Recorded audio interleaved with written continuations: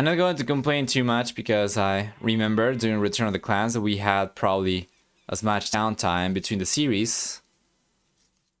But in our defense, and you can take this as an excuse if you want, team games are a lot more convoluted to get going compared to 1v1s. 1v1s is just the two guys during the lobby and going, right? Team games, even after the first game, you do need some time to make sense of everyone's civilizations, everyone's positions, the map you're gonna go for, what you're gonna do as a team. And it just naturally takes so much longer to get everyone on the same page as a team, right? So you can really rush that too much, but for a 1v1, my lord, there's so much downtime. Anyway, let me fix this really quickly.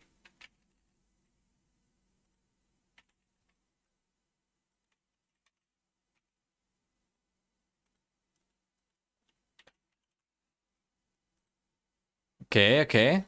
Best of 5. There we are. So welcome everyone to game number 1. Let's go for it already. That's gonna be playing with Byzantines. TaToH is gonna be playing with Mongols. That's in the northeast with the Byzantines. Is gonna be playing in the blue color.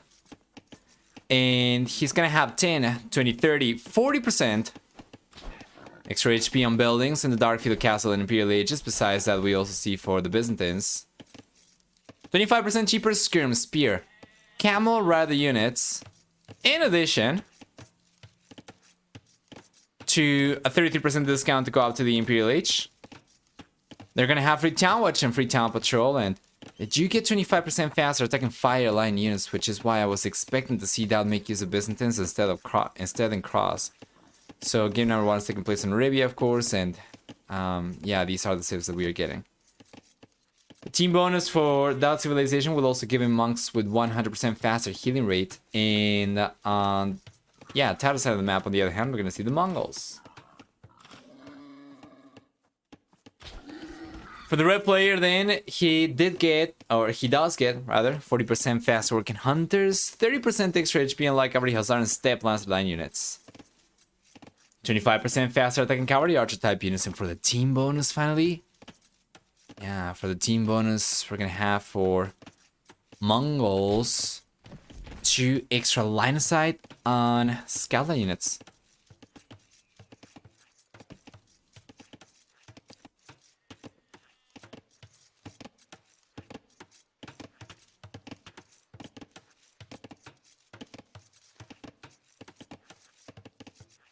So far, so good. They're trying to be a lame boy. Yeah, TaToH took 2 sheep away from the outside of the map earlier.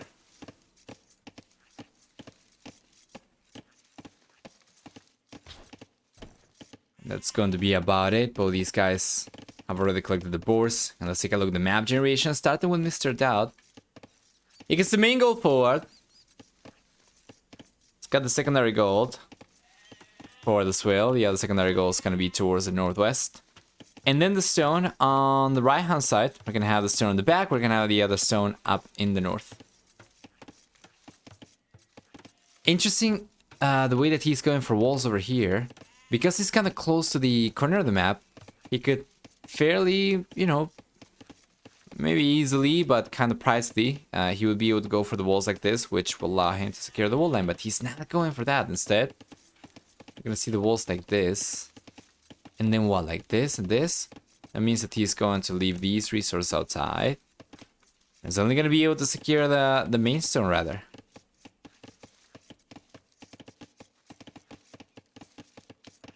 On the left-hand side instead, TaToH.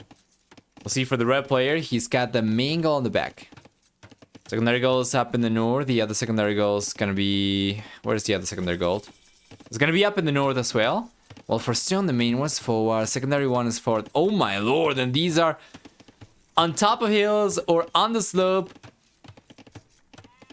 Or, you know, under the hill as well. It's definitely not ideal map generation for TaToH. And he's gonna be able to secure this one pretty easily, right? Going for something like this shouldn't be too hard, but he won't be able to secure a woodline. He won't be able to secure any of the extra resources.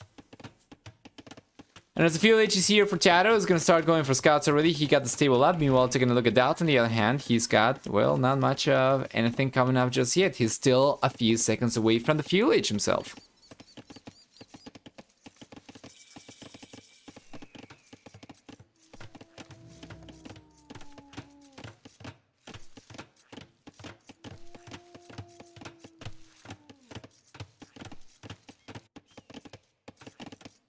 Is a one tile, a bug extra goal. One tile for TaToH. One tile. You might be seeing the reads. I don't think there is any extra gold. It's going in favor of TaToH for sure, of course. Oh, it's the reads? Yes. Yeah, it kind of looks like gold from far away. Yeah, for sure. Yeah, and then up in the north, DauT goes for the archer range instead. Very interesting to see, given the fact that he's got access to no gold right now. The resources, yeah, this is what he was going for, right? Which is going to be easier. But it's not going to secure anywhere near as many resources.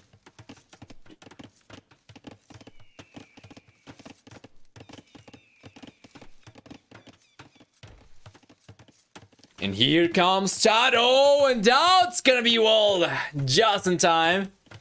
Be able to wall himself off, and TaToH almost manages to come in, but DauT's paying attention.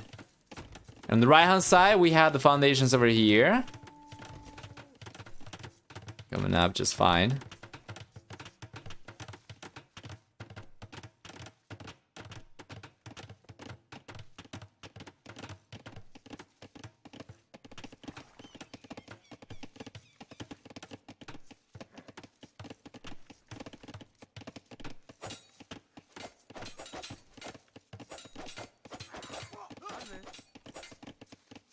Beautiful. Villager going down already. That's gonna be first blood as well. First eco blood. Of course, it's had to be open though. DauT managed to get the full walls up everywhere except where. Yeah, DauT still knew about the opening. So he came in. That's one villager going down now. To be fair, that probably could have resulted in a lot more damage. DauT lost one villager, and TaToH still had 4 scouts up. So he might have been able to roam around and keep on trying to get more damage down, but in the end, it's just gonna be the one villager. However, TaToH's realizing about the spearman over here, so he's going to respect the army. The skirmishers obviously are very vulnerable to the scouts, but the spear will compensate for that.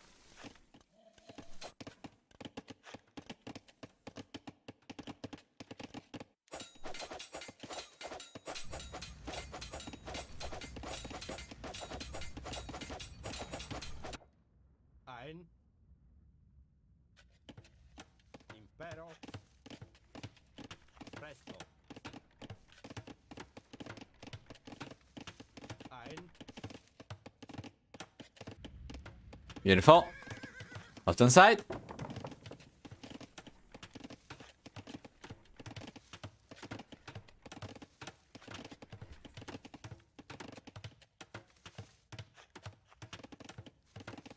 Not too much coming out from DauT against TaToH at all. The spearman he needed to go for because he noticed the scouts from TaToH and he needed defenses, right? The skirmishers. He went for because he's playing the Byzantines over here. And he gets a discount on trash units. So now he's coming forward and trying to get some damage down, but he's not really going to be able to get anything. Or at the very least, shouldn't be able to. And from this point onward, it's going to be a play to the Castle Age. Now, TaToH is significantly closer, so he's going to be the first player to click up. DauT on the other hand. Interestingly enough, we have the same work account over here for both these guys, despite DauT losing a villager. That's because of the extra idle TC time from TaToH. So it's only for... by about 6 seconds or so, or during 6 seconds or so, the TaToH is going to be on a villager lead, but DauT was trying to mass resources to go up to the Castle Age himself. TaToH's got him beat though. Got surprised he didn't try for more damage, probably not down to be trapped inside. Yeah, most likely he realized the walls were coming up, so he was going to get trapped, and he decided against staying in, but I think he might have been able to get some extra damage done.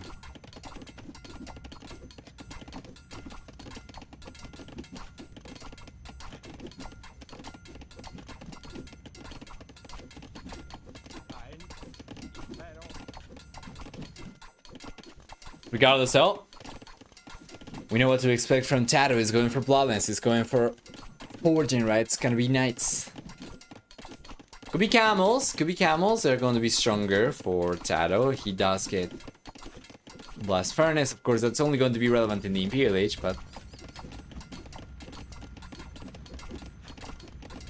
yeah, he does get Bloodlines, for instance, which is going to be relevant from the Feudal Age already. So his Camels are going to be pricey, but they are going to be stronger too.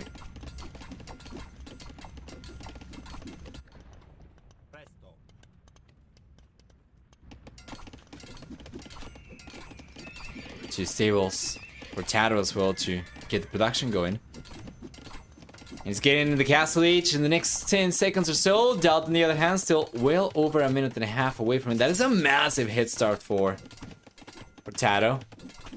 He's gonna start getting a hit in work account by a lot. DauT got a lot of idle TC time over here. He was trying to rush the Castle Age. That means that TaToH is probably going to end up getting a 3 to 4 villager lead by the time DauT does end up getting to the Castle Age himself. As a matter of fact, it's not going to be that much. Actually, it's probably going to be more like 1 or 2 extra villagers still. But here comes TaToH, Step Lancers.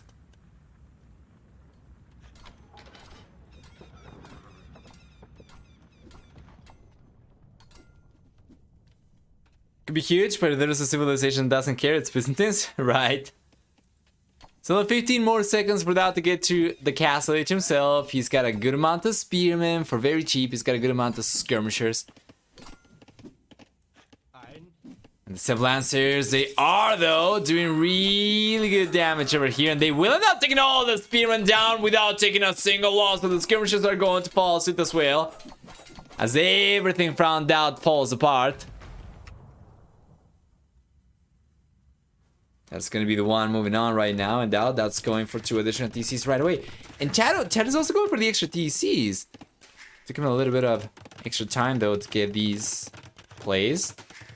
But yeah.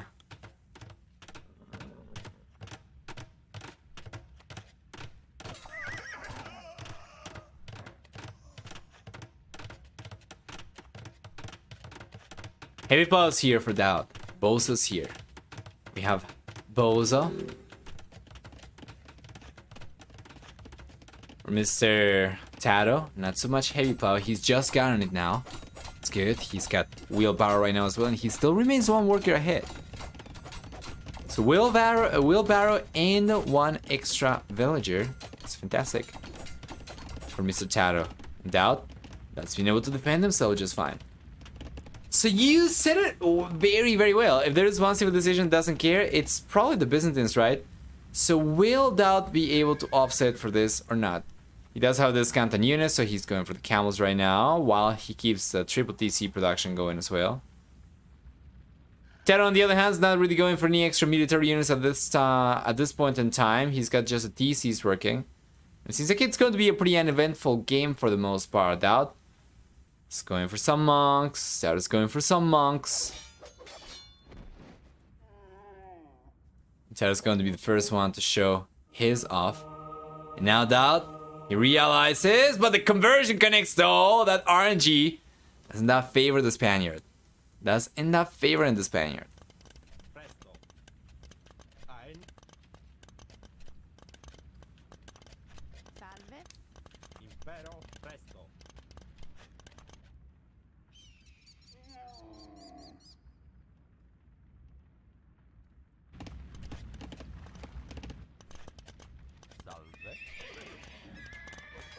Just still on the way for DauT. That's gonna be the second or third one.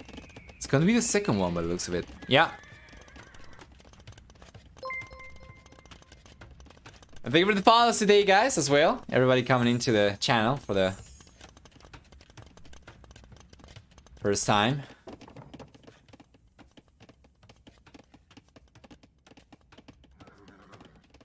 Let's see.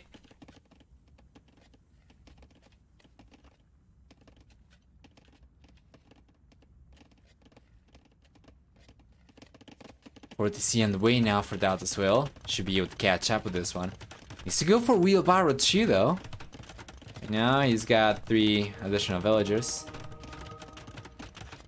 which kind of compensates for that a little bit, but not too much, right?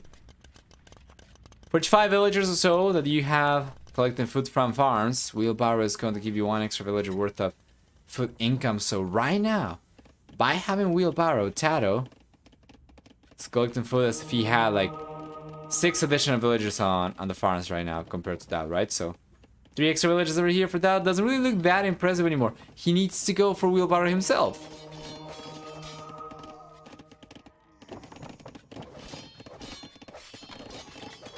Let's see.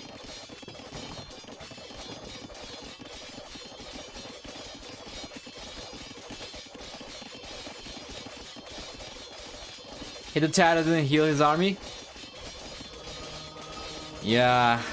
Well, it's still going to be pretty high HP overall, though.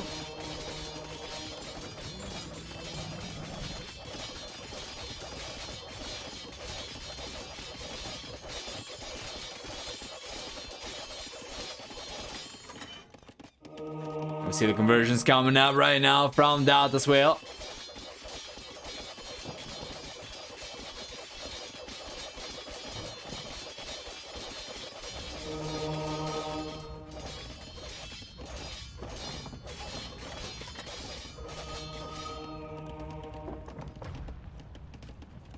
Beautiful.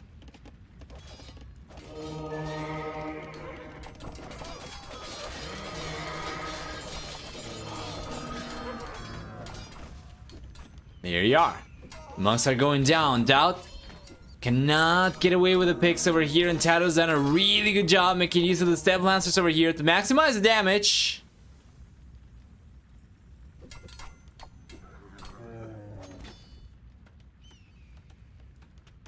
TaToH is starting to get some momentum over here. DauT that has gone finally for wheelbarrow. He's going for handcar right now as well. That's going to help kind of catch up in eco against TaToH, but yeah.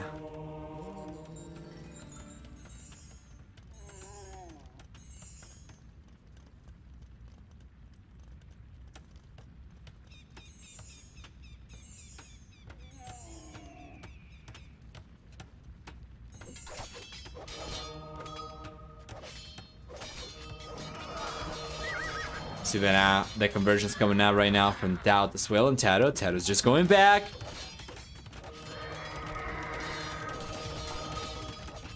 TaToH's just going back. Now he's going to get a little bit of a choke point over here, though. Did you see that? That was very interesting to see from the Step Lancers, but yeah, he couldn't really do much of anything in the end. It seemed as if he was just trying to. There we go.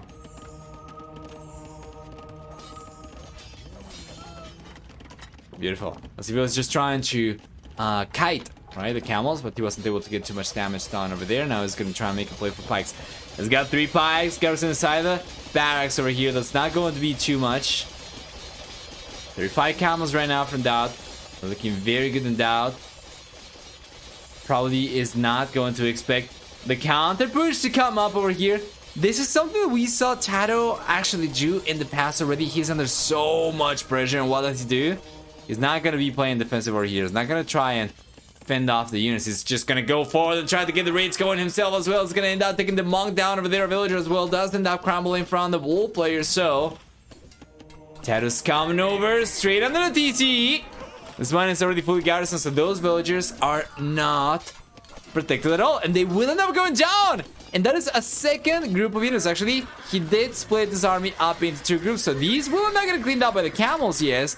But these might end up getting a lot of damage down. The Step Lancers going right after the villagers. We'll end up getting 1, 2, 3, 4 villagers down already. 5 villagers going down. 6 villagers, and that's probably not going to be the last one. Our villagers in the end will crumble from DauT over here as TaToH's going to continue expanding onto his lead. Yes, and that is yet another villager going down as well. So far, 22 to 2, 11 to 1 eco KD ratio in favor of TaToH. And what does DauT have to show for it? Not much. He was able to get a stable down, 1 barracks out of 3 down. And yeah, now he's unable to get any damage done, right? He's got a fairly small amount of camels over here that honestly a few pikemen are probably going to be able to take care of. And yeah, TaToH is actually getting away with a lot of damage.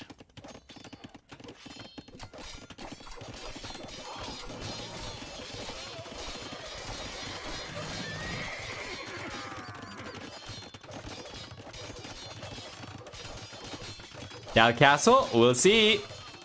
He is going for a lot of extra. Whoa! A lot of extra camels in TaToH.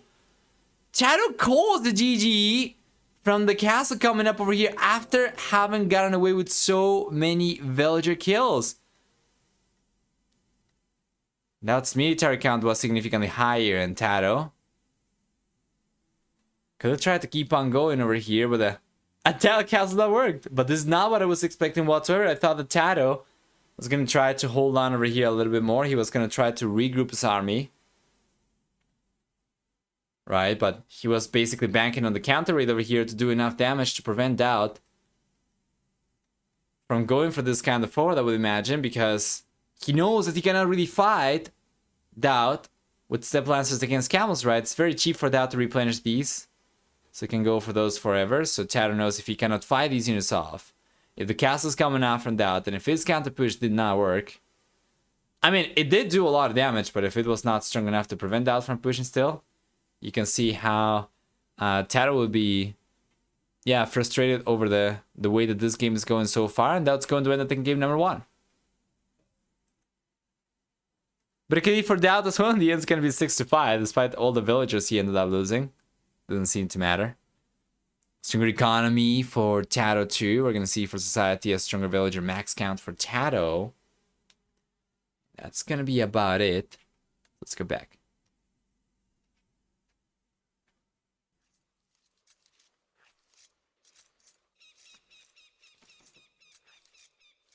So, welcome everyone then to game number 2.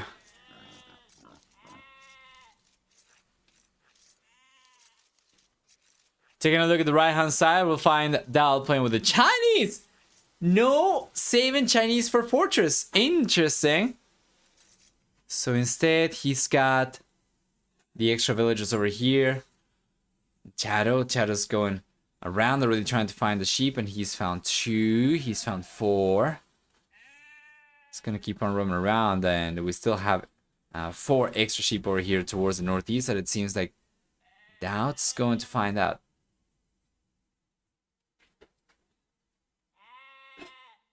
Last game that I saw from TaToH on Ghost Lake. Oh, like the last game that I saw from TaToH on Ghost Lake where he didn't find a single extra sheep. So he does end up finding these, but if DauT ends up finding those, TaToH's already found 4.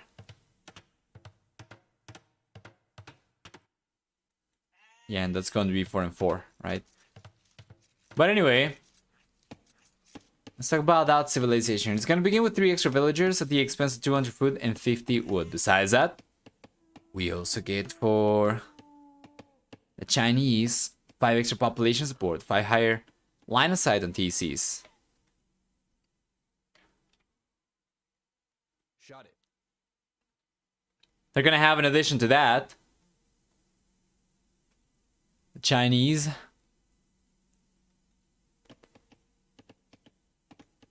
we'll get 1 extra, actually 10% extra food on farms, right? For free for the team bonus. 10, 15, 20% cheaper upgrades for the castle and Imperial Ages. And TaToH, on the other hand, he does begin with 1 extra villager, so it's not going to be the worst. Against the Chinese, at the very least, he kind of offsets for some of the extra villagers from the Chinese, right? Besides that, we'll see also for the Mayans, 50 less food. It's going to be the price to pay for the extra villager, and he will have, in addition to all of that, 15% longer lasting resources and 10, 20, and 30% cheaper archer units in the field, castle, and Imperial Ages. Timor's, on the other hand, is going to be for the Mayans a discount on walls, so he's already starting to go for the walls. And speaking of which, let's take a look at what to expect from both these guys. Yes.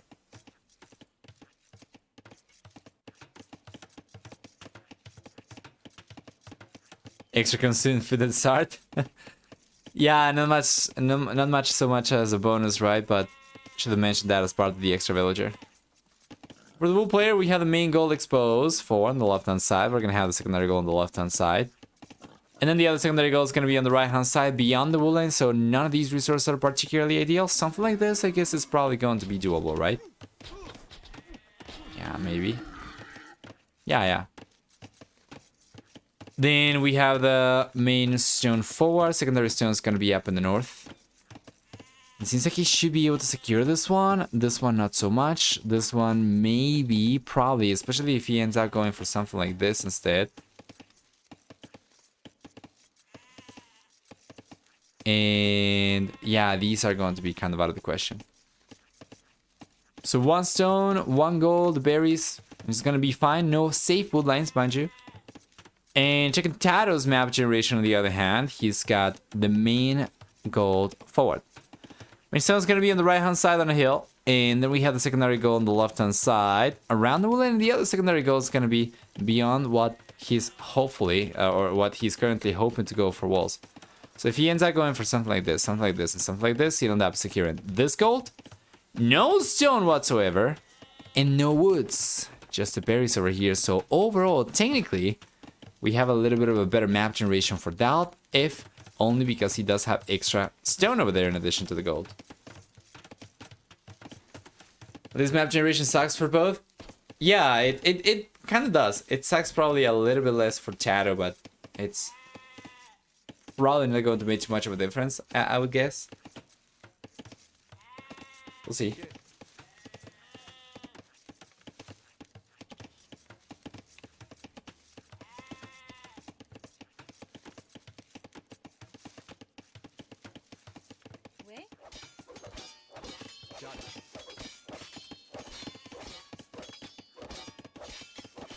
Oust for a little bit. Yeah.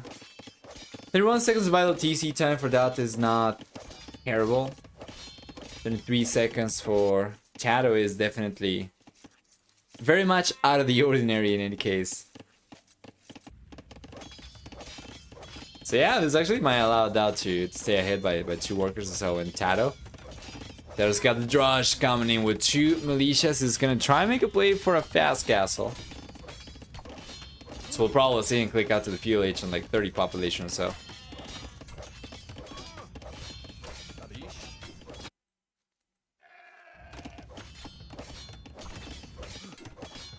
Yeah, and the house is staying up.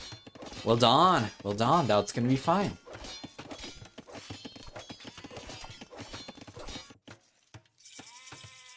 PLH is here for DauT. Yes, sir.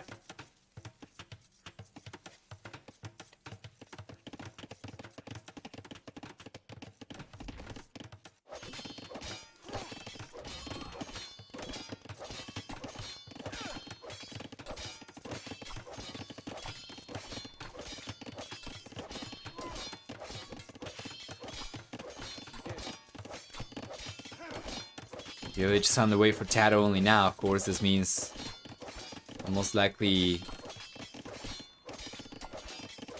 see the red player fast castle.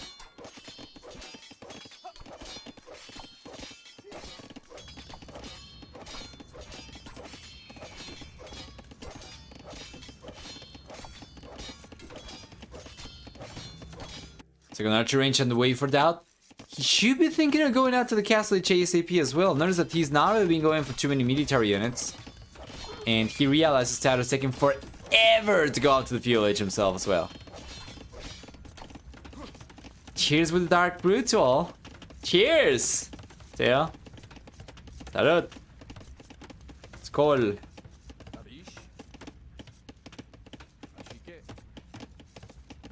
Host.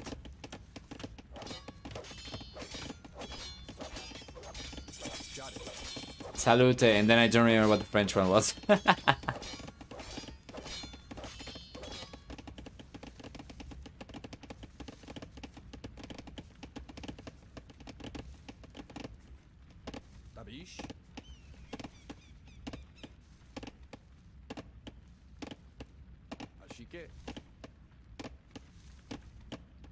Nazrave, is that so? Bulgarian? Or more like Nazdrave. perhaps? I don't know. Yep. Oh, alright. First one.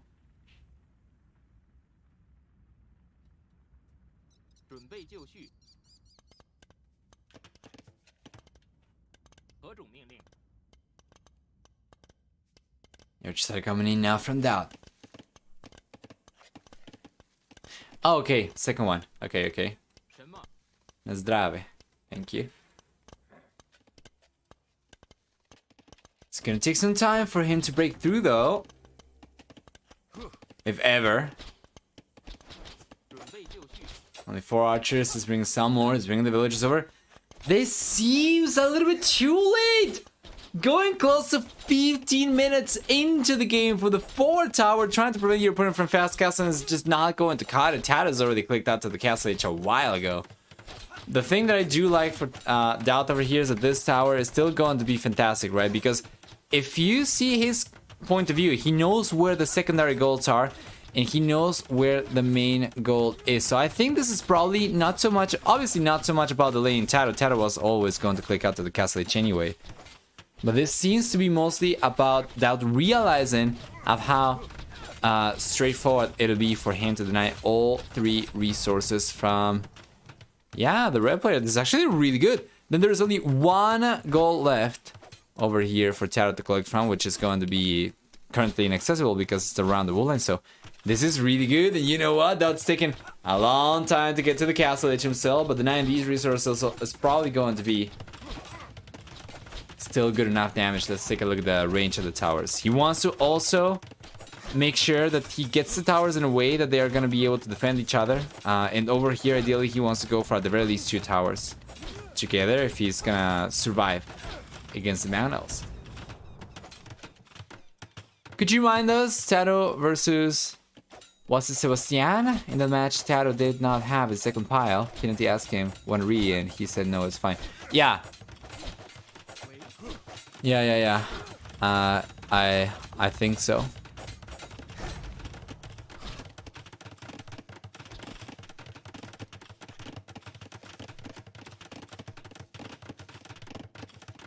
Just decided to go for it still. And now, TaToH's got the second TC on the way. A mana should be on the way as well. He does not have one. And DauT, honestly, man, just going for a second tower over here would make it so much harder for TaToH to actually make use of the mana.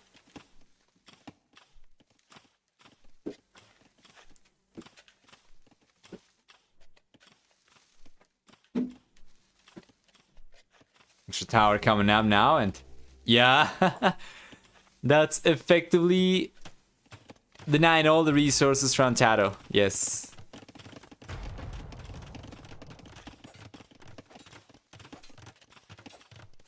Castle should be on the way for DauT very soon as well. Well, TaToH's gonna start pulling ahead in villager count significantly.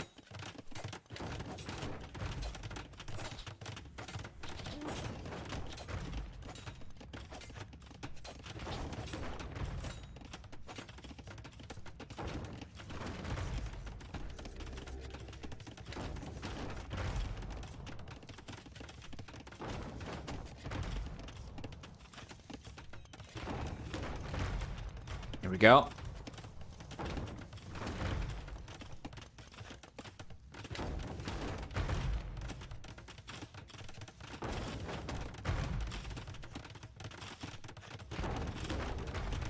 First tower goes down. Still fine. DauT is banking mostly on this tower to deny the resource anyway. Yeah, he's got 5 archers inside the tower, right? So this is going to be quite good. It's going to do some good damage over here. Oh, the manga shot! Found TaToH at the last second over there. He was able to get it. Well done.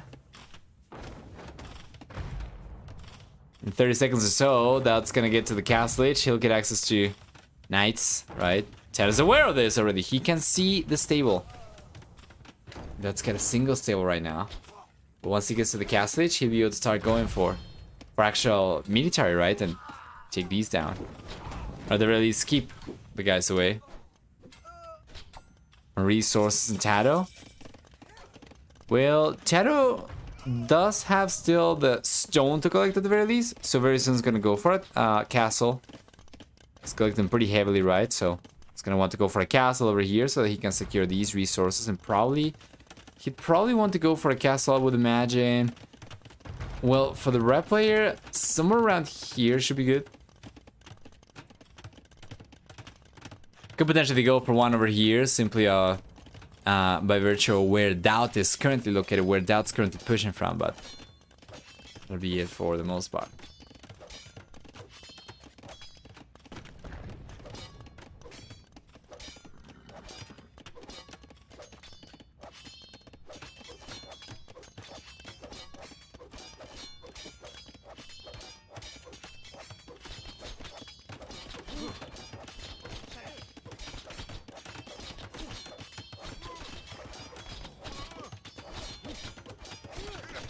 There we go. See the castle come up. It's not going to be where I was expecting it to be. But it's not like he's got a ton of options over here. There's a mountain already coming out from DauT, and this could very well end up being a DauT castle. No, the units are coming in, the archers are there. And the mountain is coming over the castle. It's about half HP, and here comes the mountain. Good shot. And good unit control from TaToH as well. He should be able to get the castle up in the end. So he'll get access to the resources once again, but just briefly, right? I mean, if DauT pushes from the right-hand side, he would still be able to... Oh, the quick walls from TaToH. Well done. It's going to try and destroy this. Not going to be able to choose. Those knights are probably going down. And yeah, if DauT brings the mantle over to the right-hand side, he actually might be able to still end up denying this, right? Getting control for DauT.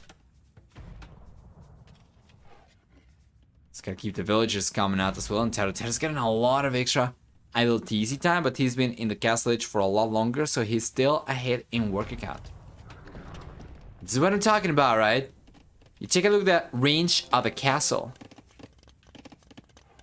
You take a look at the range of the Manels.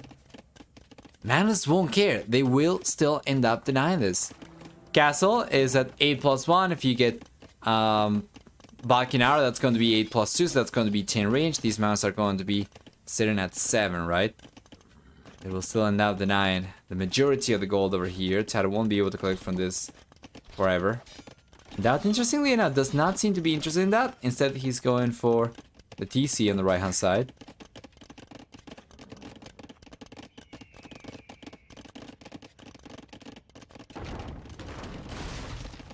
Oh, the shot from TaToH to for Neil. Might end up still going down though, and it will. Will it? Oh, it will. But that was a nice shot from TaToH.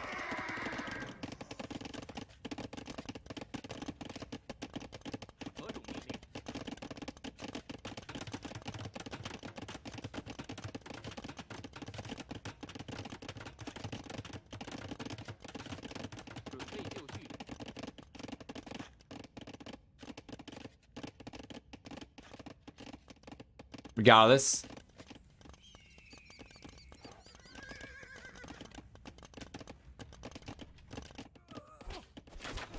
Yeah, DauT's getting cleaned up over here. The push isn't really doing much for the bull player anymore. But he does have 4 TCs. He should be able to catch up in worker count very soon as well. And TaToH.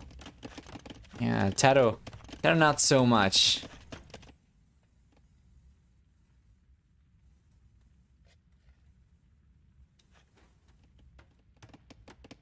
Starts going for pull notches right now. A second cast is on the way for him.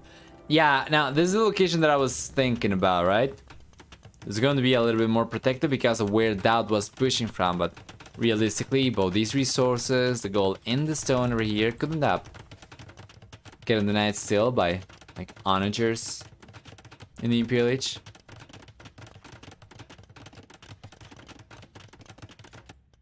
We'll see.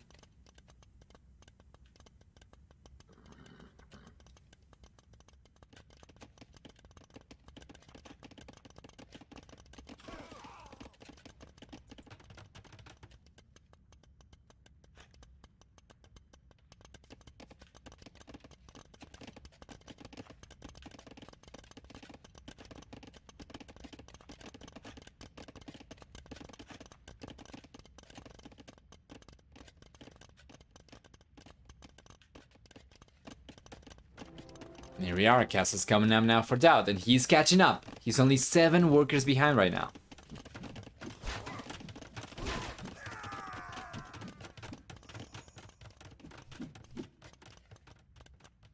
I can never see her for DauT as well.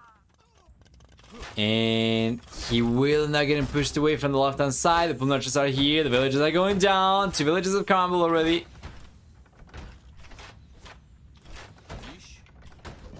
Oh, 3 pull notches even. Yeah, 2 villages left for DauT. Is he gonna try and do something with this? He could. There's no reason for him to just give up on the villagers, right? He could potentially bring these over to the south and then go around or something. And DauT, on the other hand, is playing for full skirmishers. This is so DauT. This is so DauT.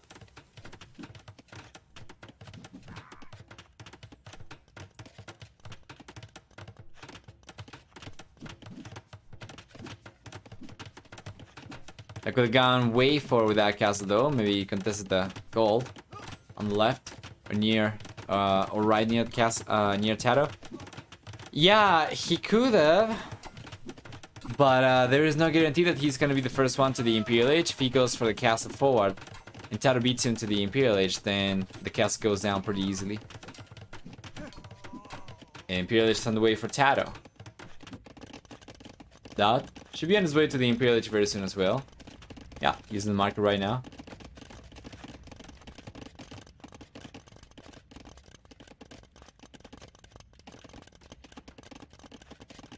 Can the Chinese do against 100 HP eels? Well, the chickens are significantly better compared to other range units against eagles. So that's going to be an option. It's just that numbers are going to come to play, right? Should be significantly easier for TaToH to get the eagles out. Besides that, we do get... What else? Probably just militia line units, I would imagine, because cavalry are not going to be strong enough. Even if they are fully upgraded for the Chinese. I do think that should be castle number 2 though. The military compositions don't change that much. A second castle forward. There's no space over here on the right hand side, you said, right? Maybe. Yeah, maybe where TaToH is going for the castle right now, but that in the end went for the castle on the right hand side of his own base. He's just going to try and get the defenses up, and it makes sense.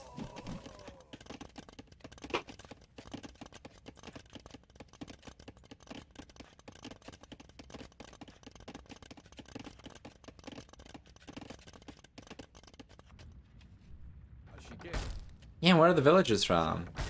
That, by the way. I think he ended up losing these, right? What is that? Yeah, probably.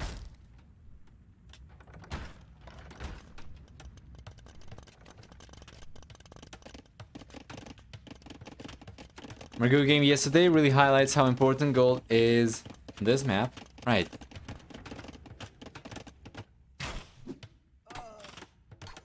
Now the Eagle Warriors have been spotted by DauT. And he gets to the Imperial Age. And TaToH gets to the Imperial Age. Haven't TaToH clicked out to the Imperial Age earlier? I think TaToH might have queued the Imperial Age earlier, but DauT actually started researching it earlier. Yeah, I think TaToH probably queued it after a few villagers or something. Yeah, TaToH's going to collect from the neutral gold, and on the right hand side he's got on the castle lab, so it's going to have control of both these extra golds, the neutral ones.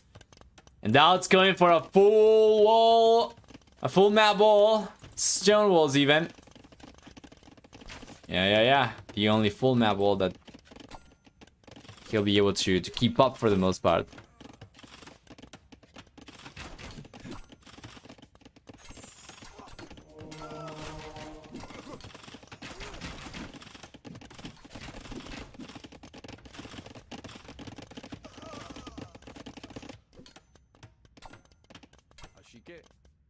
There we go.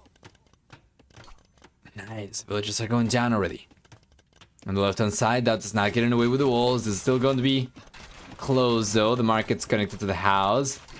It's going to be fine, and TaToH's coming in.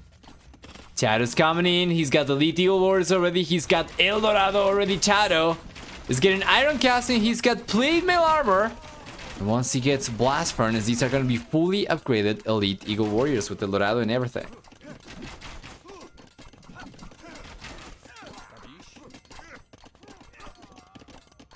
Yep, we're going to see champions now coming up for DauT.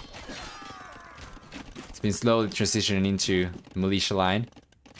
And this is what I was talking about. Champions, Chikanus. He's got them both.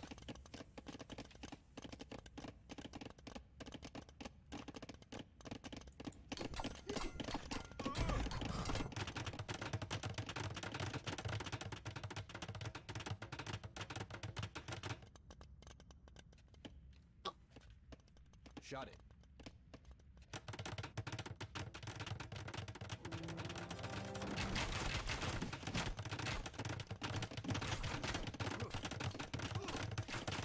Champions sure destroy Eagles. They do. The Eagles, they do have mobility over here. It's going to be a similar situation to Hussar and Halberdier. Or, you know, like Cavalier, Halberdier, something like that. Where the counter unit's obviously going to be better, but we're going to have the mobility for the other units to work with. So now TaToH has been able to get some good damage done already. Taking 2 churches down is going to represent about 800 resources down the drain. And he's filtering in. He's coming in right now. We do have the champions over there though, but they're not going to be great enough numbers yet. We're still missing Plate Mail Armor, although DauT's going for it. It's got Iron Casting coming up right now as well. And the Chikanus are champions. Both these units could potentially take on the Eagle Warriors, just that once again, the mobility is not going to be there. For the time being, DauT's going to be playing defensively. Got some crumbles on the right hand side. DauT's chicken production decreases. Production potential decreases by 33%. And the Eagle Warriors are going to get chunked off. But 6 is here for DauT. He's going for everything. Plate Mail Armor. It's going to be here.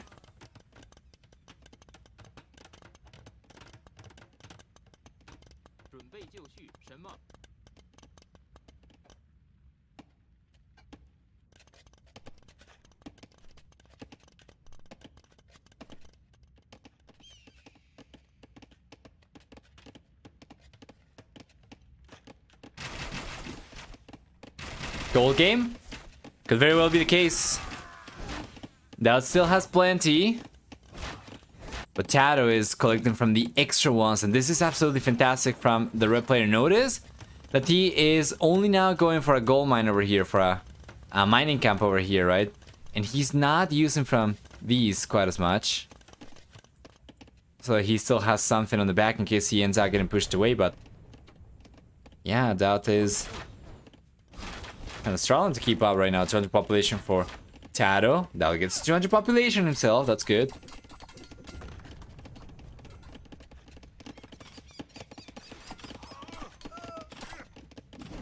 And the champions are coming over. The Chikanus are coming over as well. And DauT's gonna need Siege to go along with his army. And unfortunately, he's got a pretty low mobility army over here to work with, which he will be able to protect the trebuchets with,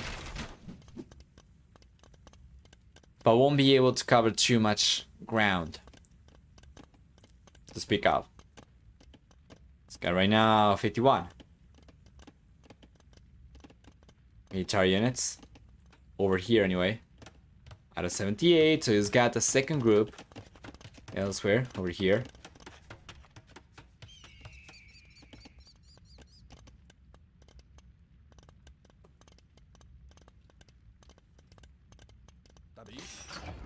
Elite Warriors, yes.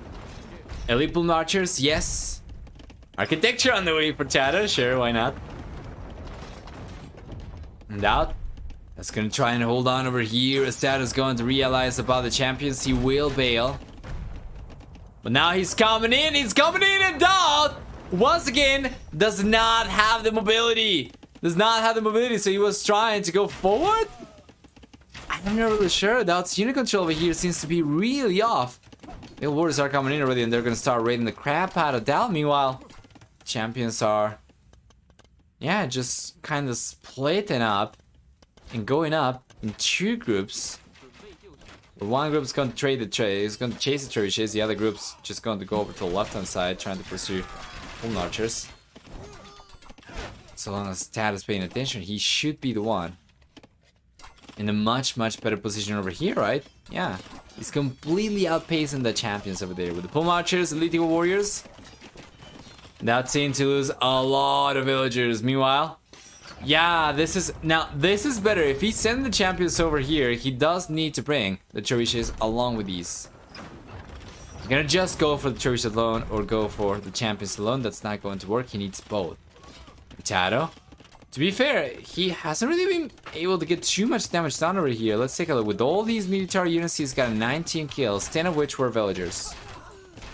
And that's probably going to go a lot higher right now, as DauT does not have anything on the left-hand side to protect himself. Nothing at all! How many villagers do we have around this area? 28 villagers, DauT's about to lose. He is still on a high population count himself. But it seems like he ended up losing the trebuchets on the right-hand side as well. TaToH probably came over with the eagles and sniped those. So TaToH is holding on to the castles, and it's just not going to be good enough. It's not going to be good enough, guys. TaToH is looking very strong in game number 2. Seems to be that he's going to end up taking this one and equalizing the series, as DauT simply does not have the ability to take on TaToH at all. And the EQKD is just absolutely brutal. Absolutely brutal.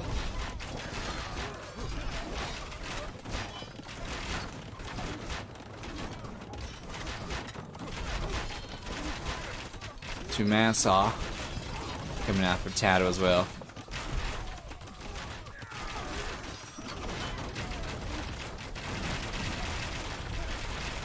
I need to gamble on the forward castle. That would certainly have been more interesting than this. Right now he's just trying to make a play with the champions, and I mean, he's coming in. These guys, they are not anywhere near as resilient as Eagle Warriors. So the castles from TaToH, the TCs from TaToH, they are going to clean the units up. There is no chance for DauT to do anywhere near as much damage as TaToH's been able to get done with his Eagle Warriors. He's going down to less than 100 population in the next minute or so. Yeah, and he goes on to call the GG over here. How fitting, when he has a 105 pop. That is going to take game number 2 then, guys. 1-1, the series is equalized. Let's see.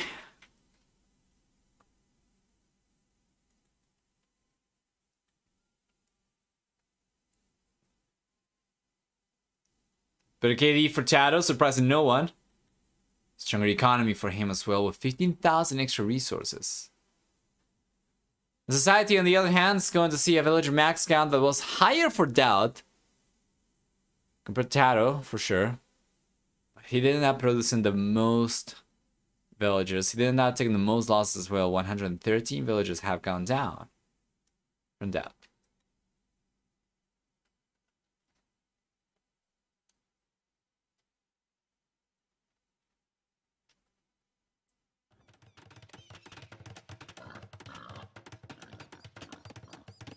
And welcome everyone then to game number 3 of the series. So far, 1-1. DauT's playing with Aztecs. TaToH is playing with the Burmese. So DauT will get 50 extra gold upon starting the game with the Aztecs. It's gonna have also villagers can carry 3 extra resources per trip for free.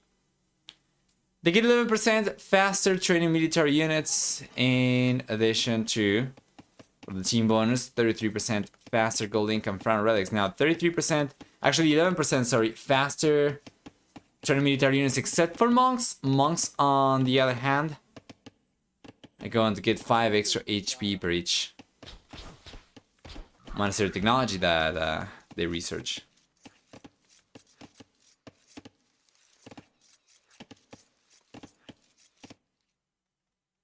For TaToH, on the other hand, playing with the Burmese, we're gonna see, first off, a 50% discount on monastery upgrades. He will also have the lumber camp upgrades for free. One extra attack on Barracks Units per H for free can get them up to +7 attack in the Imperial Age when going for Blast Furnace, plus a +3 that he gets from the bonus. And then, finally for the team bonus, the Burmese will get the location of the relics revealed to them at the very beginning of the game already. So if you take a look at this point of view, he knows where the relics are. You can see all of these. Yes.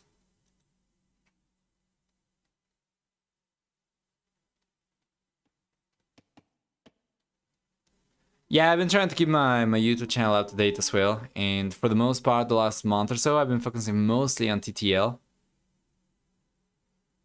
But yeah, I would say interest probably has not been quite as high on this one, at the very least during the group stage, right? Because series are pretty low stake. The majority of the series are pretty low stake. It's only, you know, in the last 2 rounds or so that you start getting like group defining series that are a little bit higher stake, and then it's only in the playoffs that it kind of picks back up a little bit.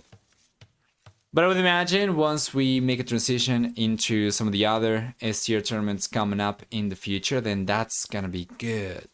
That's gonna be better once again.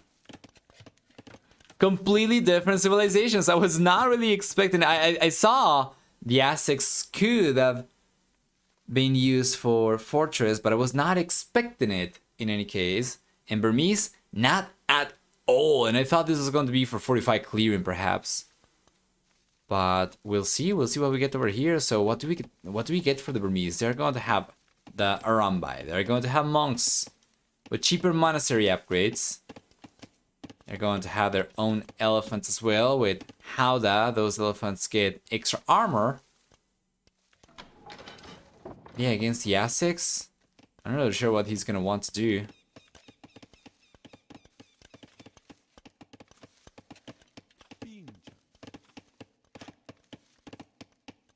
Aztec King. Would you call the Aztec leader a king or an emperor? I'm curious. Because I think it was the Aztec Empire, not the Aztec Kingdom, right?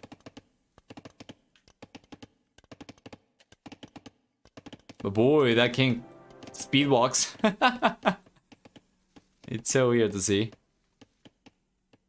Like over here, for instance, the Eagle Scout, it kind of jogs, it kind of runs, right? But it's a very slow animation overall for the distance that it covers, and it's like the exact opposite for the king. Anyway, I digress. Sorry. I think I heard Empire too, but I don't know. Right.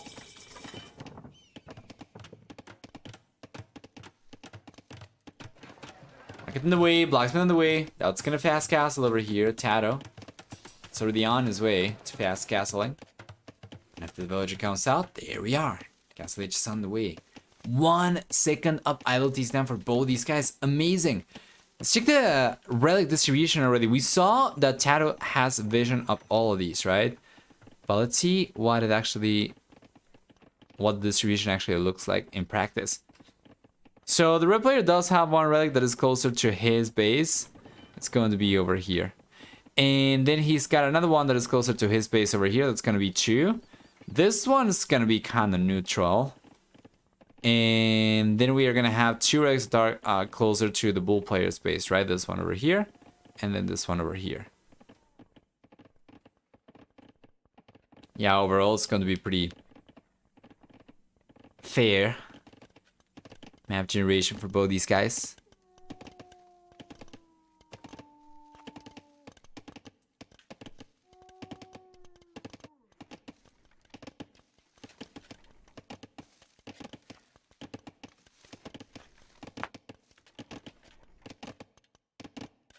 Anyway.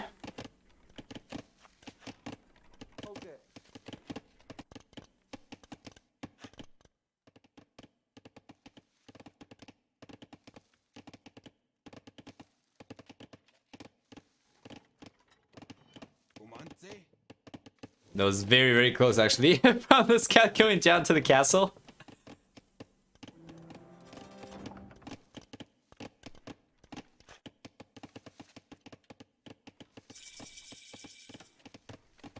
Castle Age is here. Second to see on the way for TaToH up in the north.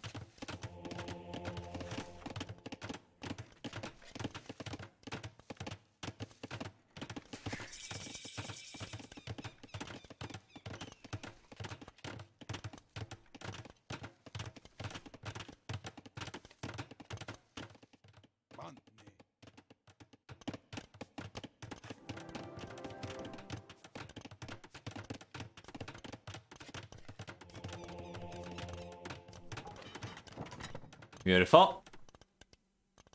Monastery comes up already. For Mr. DauT. And TaToH. Well, TaToH's got the monastery himself as well. He's got an Arambai roaming around alongside the scout. That on the right hand side, it's got an Eagle Scout. At the center, it's got an Eagle Scout. It's going to go down though. Yes. Remember how broken Arambai used to be at the very beginning? Now they're still pretty strong, but I remember when the expansion came out. I think it was 2016 that we saw Rise of the Rajas, right? Man, they were broken.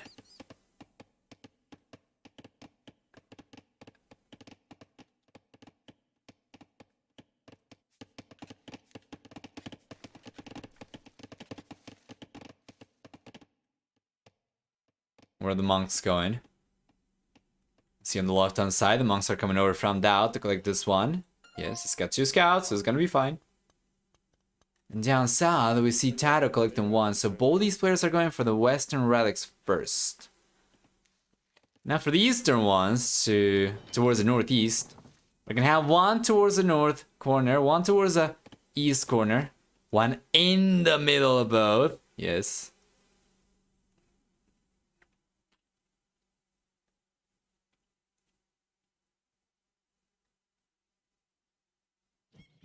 It's awesome.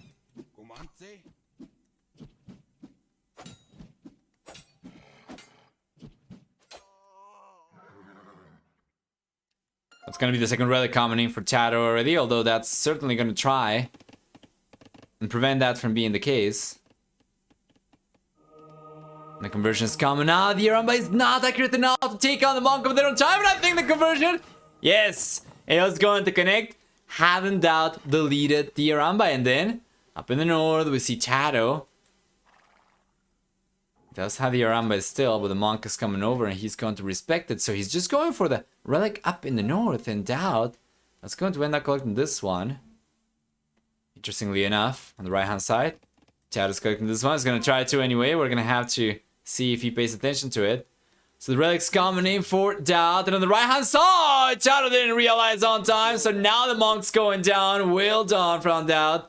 Left hand side, the Arambai are doing a lot of damage over here, and DauT will have to take care of the Arambai over here. Let's see if he's going to drop the relic.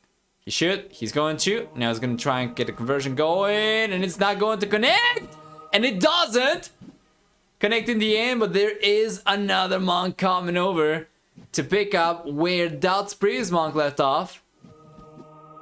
Yeah. He's gonna try and get the conversion right.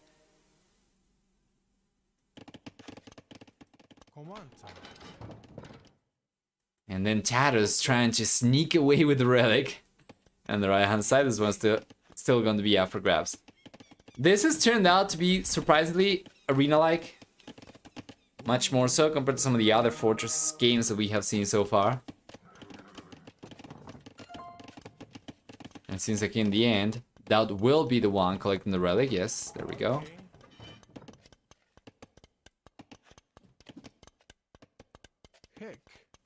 Beautiful. And DauT realized about the sneaky monk from TaToH, so he will end up denying this one. He does end up getting denied of this one, but it's gonna be 2-1 already, fair in DauT for sure. Where is... Did he not garrison the relic yet? Oh, he just did. Okay.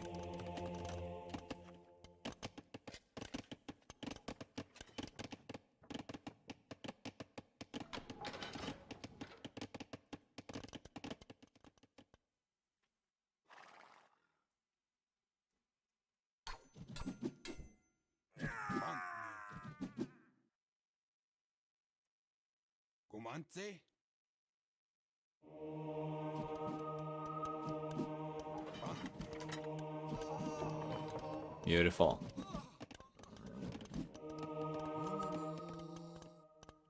I'm still trying to go and collect the final few ones. TaToH has managed to collect this one on the right hand side though. So there is only one relic left over here.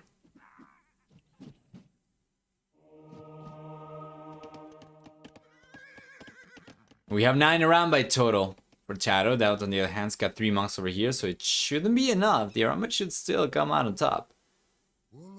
What's Burmese good at?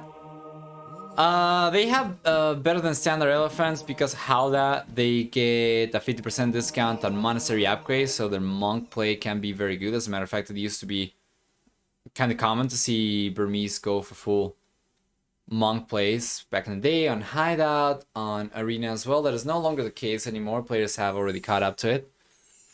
But you could do it.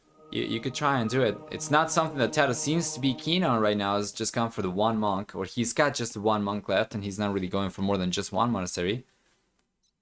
So yeah, besides that, I would expect this to be mostly all about the Arambai, right? Because the other thing that Burmese are good at is barracks units. They do get 1 extra attack for free per age. So they get +3 extra attack for free in the Imperial Age. I'm not talking about Halberdier and Champions. And that is on top of Blacksmith upgrades, so you can go technically for up to +7. Now let's take a look at this. We see conversions coming out, but once again, way too many Arambai for the monks to deny on their own. And we see a counter conversion coming up. He gets the Arambai back. And this is what I'm talking about. The Arambai are back. They're just so good. Once you get a good amount of units, yeah, it's unstoppable. It's so hard to play against this. Every time they get close to you, they just shred you to pieces. And it's what I'm expecting TaToH to try and play for. He does have a second castle on the way. He's going to be on his way to the Imperial Age. So we'll see double turret production once he gets there. We'll see is Arambai production double up compared to what it was up until this point. And DauT on the other hand is going to be going for a second castle himself as well. He's going out to the Imperial Age too. But TaToH is looking a little bit stronger over here. Interesting to see DauT use Fortress as his home map given the civilizations he had, right? Could have made use with the Chinese, but in the end he didn't. Hey Hots! Hi, welcome.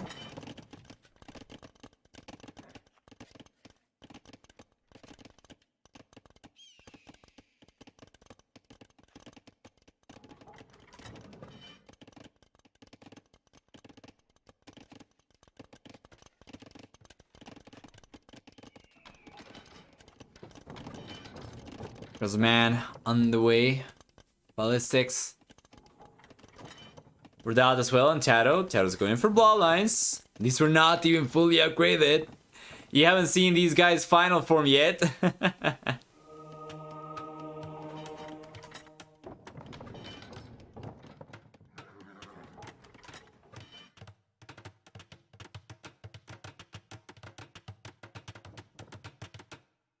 take a look.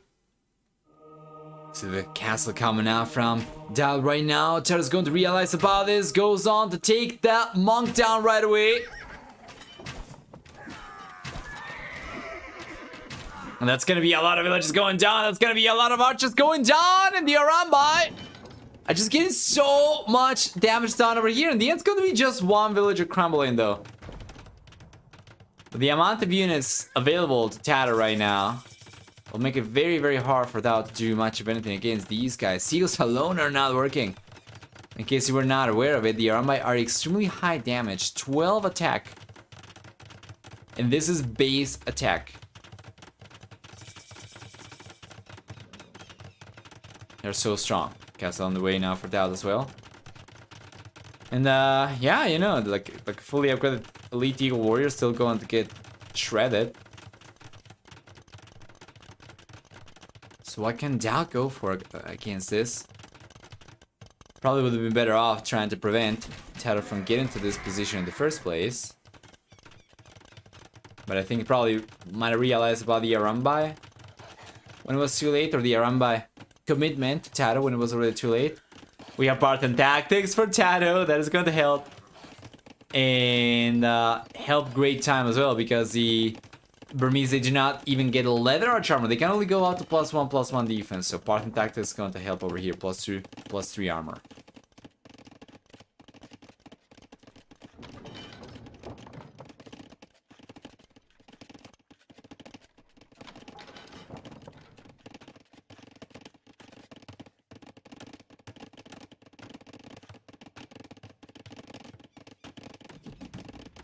Those are going to kill DauT. It's not the first time that he tries to go for a full map wall. TaToH. They're just going to walk in, take the village down. And spin a few units off the main army to try and get some extra scouting information.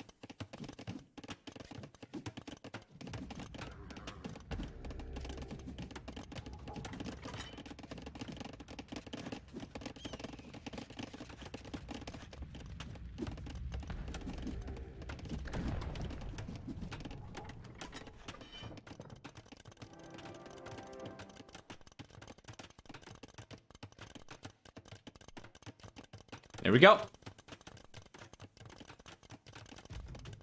Trebuchet is coming in from TaToH.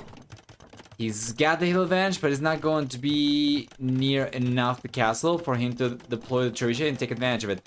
Unless he tries to deploy the Trebuchet on this little mound over here. That could potentially work.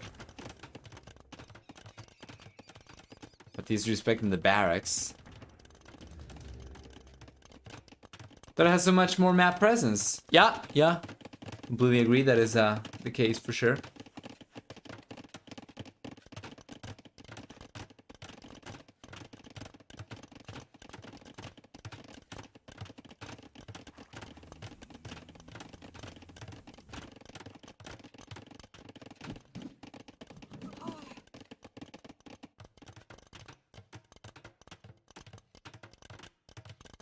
So far? Yeah, nobody's really going for much of anything. The game has stalled somewhat. And DauT is getting... TaToH is going to remove the minimum range of a skirmisher. No, wait, that is a Andean Sling. TaToH is going to give the skirmishers 1 extra range and 1 extra attack. I mistook the bonuses. Andean Sling, formerly known as careers.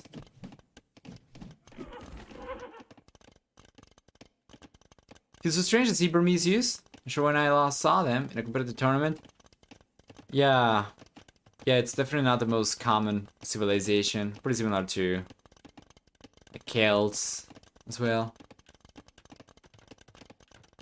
Turks, if there is not arena involved. Careers turn into fabric shields. I think you're right. Yeah, Parisian, you're correct. I'm mistaken the technologies over here. Careers turn into fabric shields, which is the extra armor, right? And I think Andean Sling was Andean Sling forever. You're right.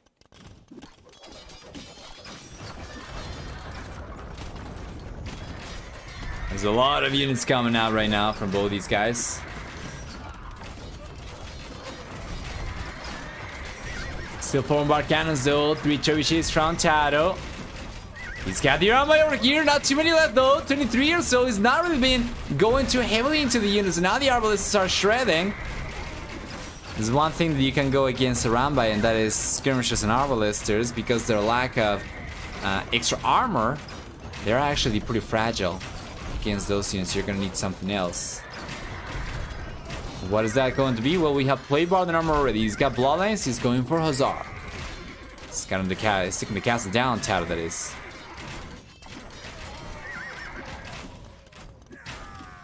But that was good. That was good. DauT ends up pushing TaToH away. He's gonna be left on 2 trebuchets total. One of which is here. Not really sure where the other one is, but maybe able to try and make a play for the castle, right? And the difference over here is that unlike TaToH, DauT would be fighting uphill if he tried to take advantage of the mount anyway. So it's not going to be particularly straightforward for him to take this one down. Meanwhile, oh, villagers getting completely taken down as well from DauT. With a Hussar from TaToH, and now a castle's coming up. It's time to play a little bit more like arena. TaToH's gonna move on to the next target. So what is this going to be? Probably this castle, I would imagine. Let's bring the trebuchets over.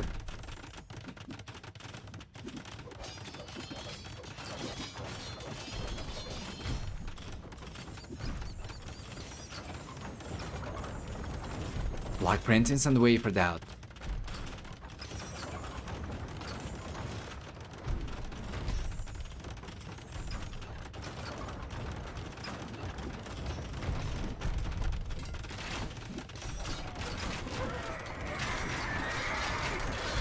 There we go, big engagement taking place right now. Not the best over here for TaToH though.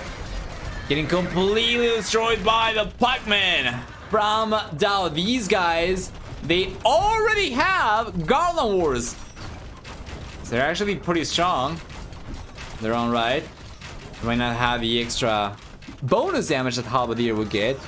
But this is base attack, right? This for extra base attack, this is actually really good because this makes the pikeman actually pretty good as a general unit as opposed to just a specialized anti-cavalry unit. Still going to have the bonus damage against cavalry, obviously, but it's going to become so much stronger against pretty much anything as well. Compared to standard pikeman, that is, as strong as you can consider those. But that's starting to push back, and TaToH's Burmese choice over here is starting to feel a little bit questionable. It's unable to make this work. DauT, on the other hand, is gonna be locked to 200 population for the most part, and it's just going for pikeman. There's nothing from TaToH over here to counter this. You know, he could go for his own halberdier. We talked about the bonus for the Burmese, 1 extra attack per each on barracks units. So still, TaToH could go for halberdier with 7 attack. With +7 attack rather, but it's not something that he has been thinking of right now. He doesn't have even scale mill armor, and not something that he seems to be particularly interested in either. Yeah, as DauT continue pushes him away. And that's just going for the full trash, yes. Just gotta be careful though. No, Sir Chase, I'm looking the wrong way! No! There we are. Yeah, it's gotta get out of here. Seems too little too late though. Trebuchet goes down. 2 out of 3. 3 out of 3. Yes, sir. 1200 resources down the drain, and DauT, it was looking very, very good just a minute ago, but now TaToH is getting a good amount of Varambai, sorry. Once again, it's getting good numbers of Hazar once again, the meat shield. Seems to be working out a lot better. It's open. And TaToH's coming in. And my lord, this sucks for DauT. TaToH's actually making the Burmese work over here.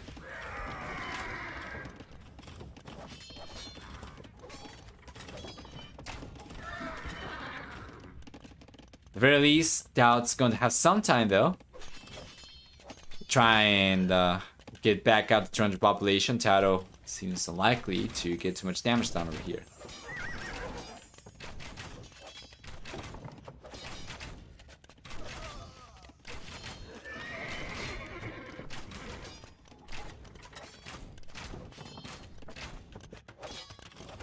Once again, the raid though from TaToH prevented DauT from collecting his resources. How much gold do we have left around the map? Yeah, this is going to get cleaned up eventually. So we have 3 piles of gold left. This one is being collected by TaToH exclusively and is going to have about 700 left. This one has been collected by DauT for the majority of the game and is going to have 2400 gold left, and now TaToH is going to try to contest it. And then this one on the right hand side has been collected by TaToH only, and he does have about 600 left over here. So TaToH is looking a lot stronger so long as DauT does not get access to this gold. The only gold left for DauT to collect from potentially. So yeah.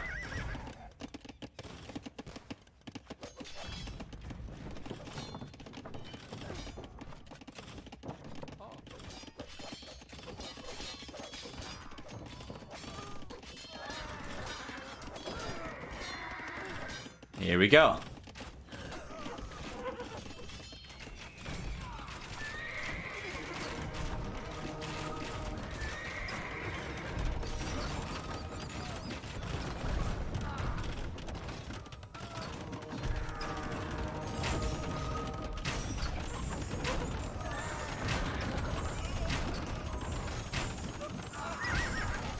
I was trying to push out once again. He's got 3 trebuchets left.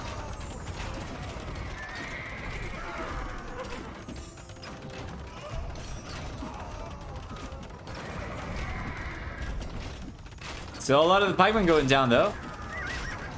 Since it's all trash, DauT can replenish easily, but TaToH starting to get rates going. He's on the 100 for the first time in a while. Yeah, that is the thing for DauT, right? TaToH keeps on getting away with extra damage.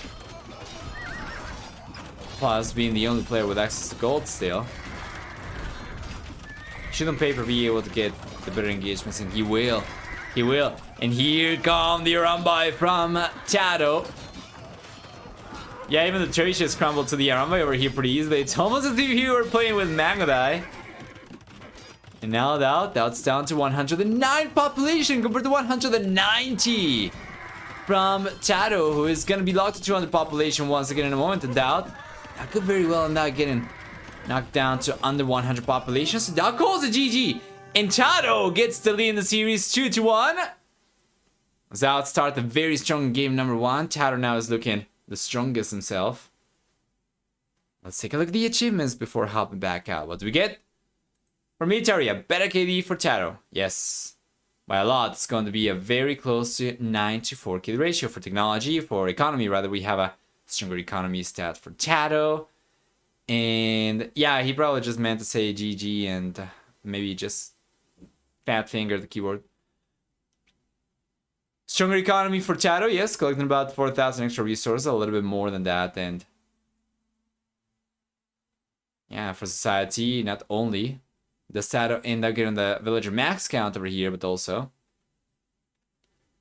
we're gonna have a lower amount of villagers produced throughout the game for TaToH, but a much lower amount of villagers lost, which is how he got to a much higher villager max count compared to DauT, when the was in 91 villagers.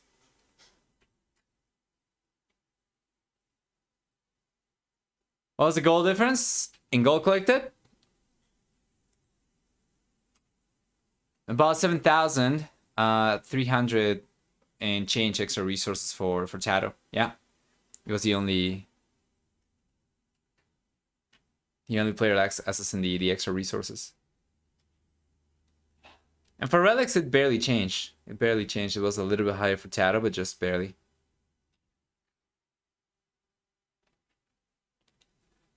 There is another series, yes. I'd be interested to know the goal difference last game as well. You know, I don't think there's going to be a long enough break for us to fast forward through the last game. But if you take a look at the VODs, you can just pause it when I go through the economy stats.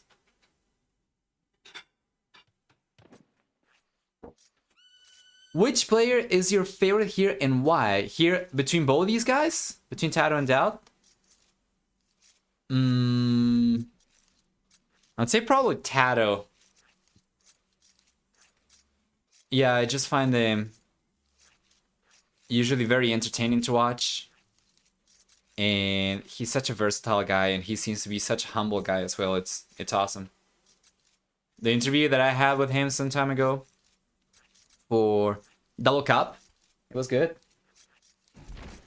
And that was just freshly after he had come in champion from RBW. Such a humble guy.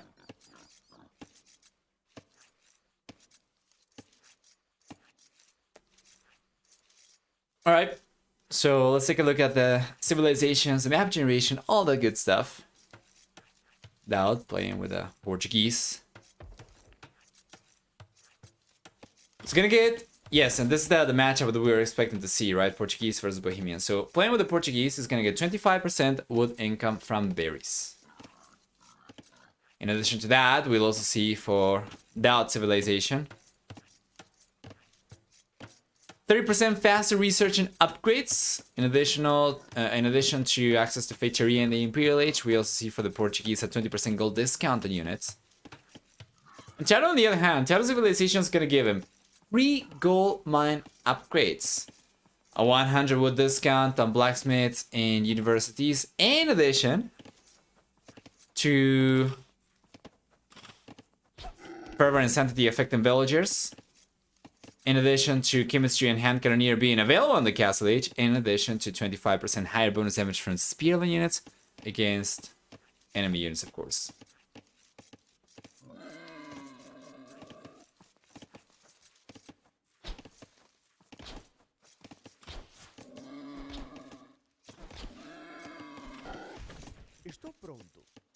Beautiful.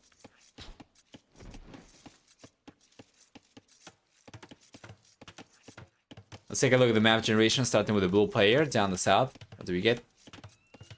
We're gonna have the main goal forward for him. It's not ideal, but it's at the very least far enough from the walls that it's not gonna be particularly easy to spot.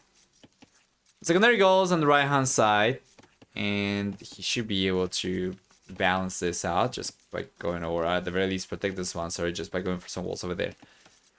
We're gonna have also the other secondary goals gonna be towards northwest.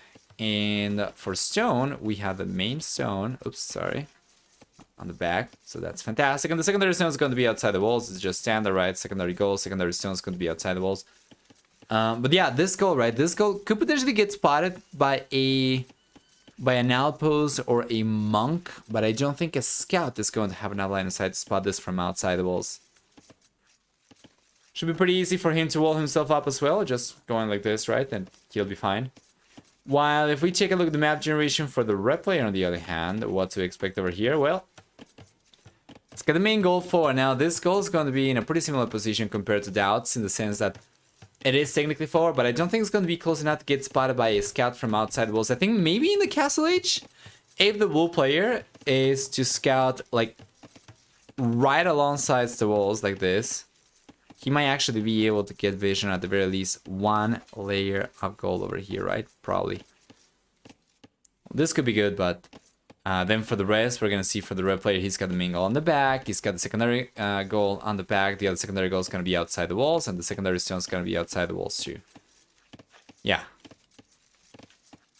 Is it 10 relics on the map? It is 9 relics on the map. So we have 5 at the center, and then we have 4 scattered around the outer area. Speaking of which, we can take a look at it as well. There was a little bit of a scout skirmish a moment ago. It seems like DauT managed to get a few hits onto TaToH scout, right? Yeah. Okay.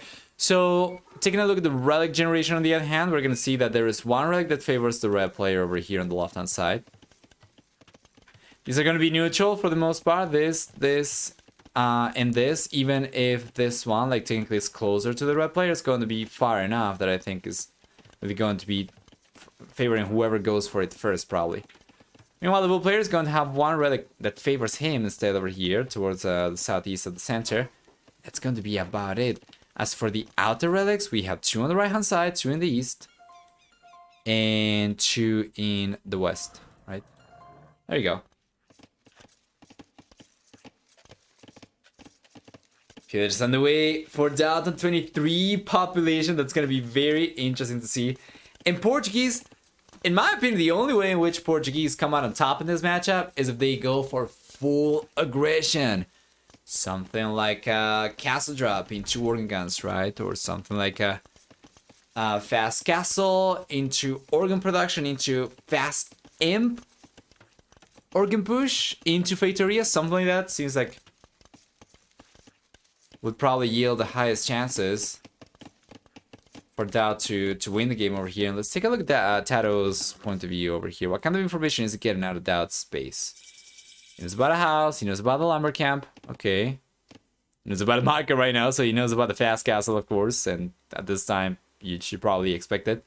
And on this map, you should probably expect it. Meanwhile, DauT on the other hand, here's where the berries... The back goal, the back stone, he doesn't know about the goal forward.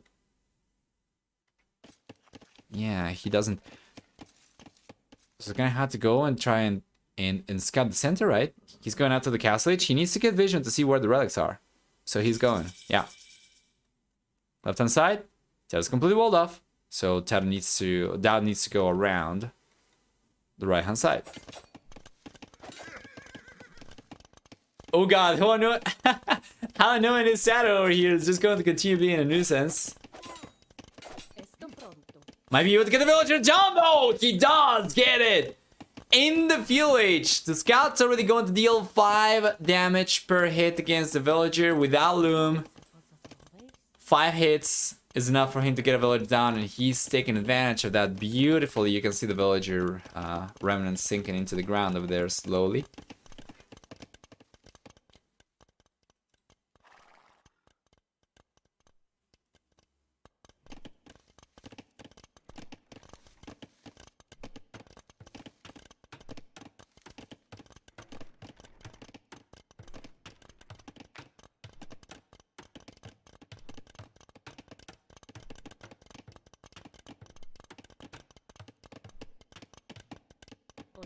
Gonna try again.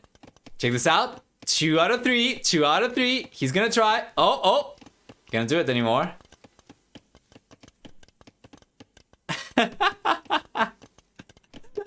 Come on. In the end, the scout should be going down though anyway. Like, what is TaToH realistically going to do? That's just playing game of chicken here. Scout blocks away.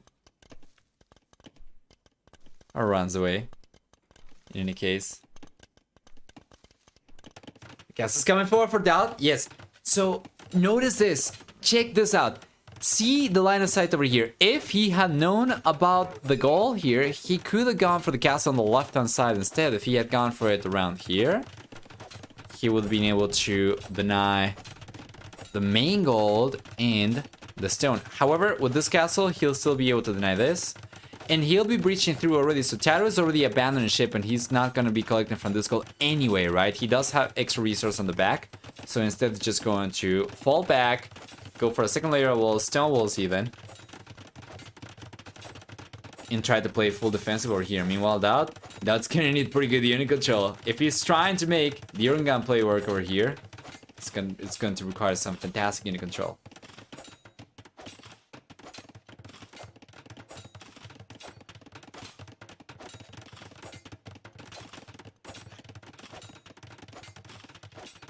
Should be coming in a moment.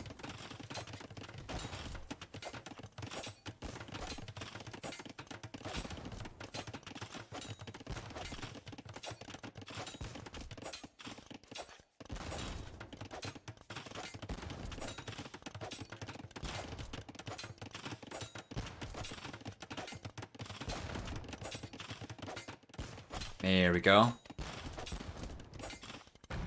He's coming in right now. The organs are starting to pour in. It shouldn't really take too much for him to break through the second layer either. Right now the castle is not properly upgraded. If he had Balkan Arrow, he would actually be able to target this wall.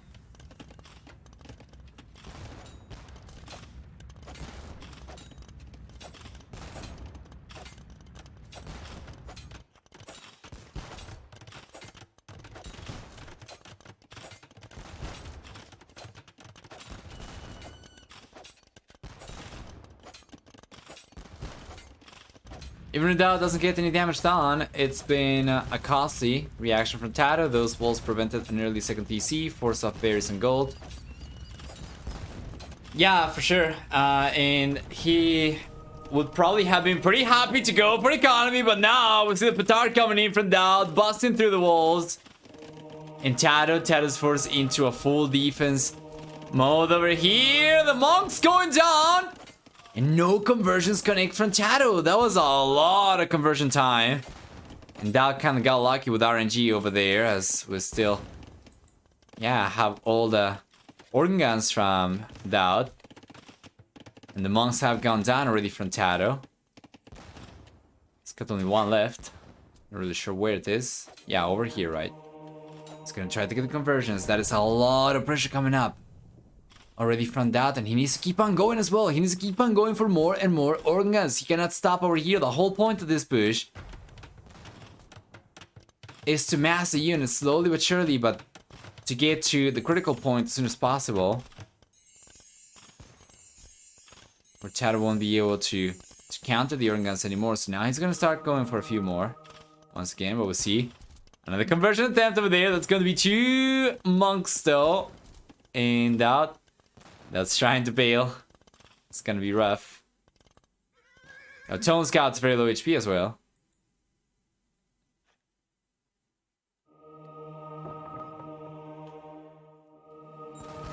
Nice body blocking here. Both conversions connect. From TaToH. The monk's going to survive. The organ gun, the remaining one is going down as well. That was a beautiful defense for the red player. That was really well played. Notice how TaToH was body blocking the scout from DauT so that it wouldn't get to the monks on time. Would an like already be good, viable against the monk defense? It's honestly going to be really rough for DauT. He's just trying to get the resource to go up to the Imperial Age. If he wanted to go for light cavalry, that would delay his Imperial Age time so much. And after the push failed over here, he kind of needs to go up. He kind of needs to make a play for Feitoria, because should be expecting TaToH to be pulling ahead in economy, so he needs to double down on the push over here. Going for like cavalry not only delays him to the Imperial Age, but potentially if TaToH manages to scrap enough to get his tone together to get a defensive castle lab, it's not useful anymore, right? So TaToH's trying to get to the Imperial Age, trying to get the trebuchets. It's gonna resume production now. Insane Imperial Age time. Yeah, overall, looking pretty good. That does already have Loom, but he doesn't have losing a villager anyway.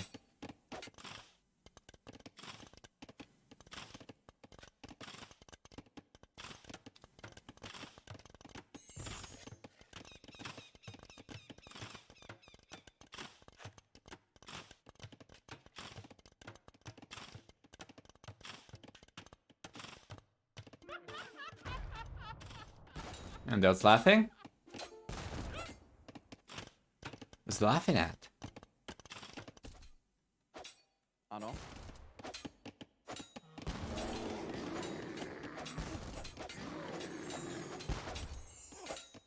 Not really sure actually. It kind of makes me want to go back a little bit. Whatever happened over here? Am I missing something? Oh, the petard from DauT. He was. Oh my god, he's trying to. Oh my lord. That's what happened. Yes.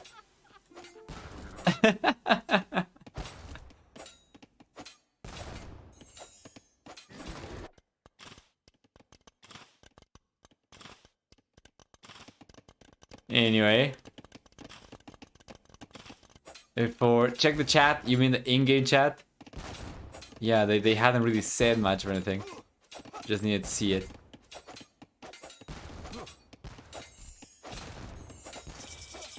Imperial just here ready for DauT, yes. Yeah, and DauT's unable to get rid of this at all. Triple Monastery play from DauT over here. Interesting. Not organ guns anymore.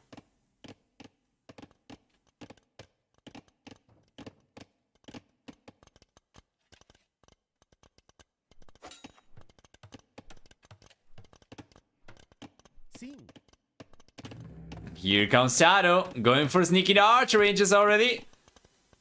And up in the north, that's going for redemption. He's gonna try and bust through over here with Imagine. It's probably gonna go for a petard once again. Eventually, but we'll see the conversion coming in from DauT as well. He's gonna try to get the conversions going, and he does end up getting one. This is light cavalry, however, from the red player, and the conversions do not favor DauT at all. He gets 1 out of 3 attempts. And TaToH, yeah, is gonna try and get the missing organ gun left converted over there, and that's gonna be forcing to deleting it as well.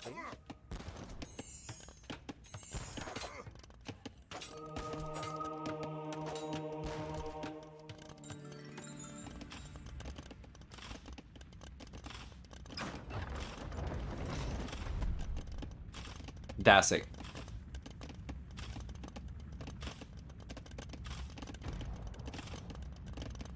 DC has gone down already, and TaToH has been expanding around the map. This is so good from the red player, and this is one of the things that I did mention in previous series from TaToH that I like to see him from. That I like to see from him so much. Just the way that he goes and survives, how resilient the red player is, and DauT, even if he managed to completely destroy TaToH's former base over here, wouldn't make too much of a difference, right? TaToH still has a much higher work account. He has been spreading around the map, and it's yeah, that's gonna need to kill every single base of TaToH to eradicate the red player. It's just not going to be viable right now. Feels wrong with the Bohemian has more success with a 2 organ gun plus scout rate than the Portuguese. Yeah, just what I was saying, that the unit control needs to be absolutely fantastic for DauT if he was to ever make this push work, right? We see the conversions coming out from TaToH. He doesn't now getting away with these. I think all the monks already used their faith, if I'm not mistaken.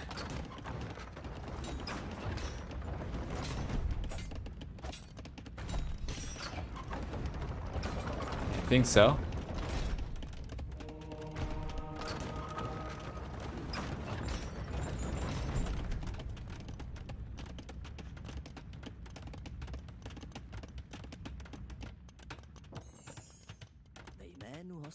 So we're looking pretty good for TaToH, but DauT is gonna try and catch up. It's going for 2 Factorias.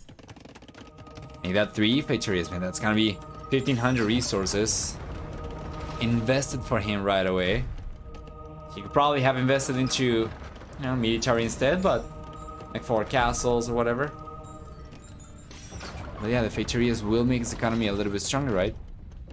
With 3 of these, he kind of upsets for the 30 villager discrepancy right now.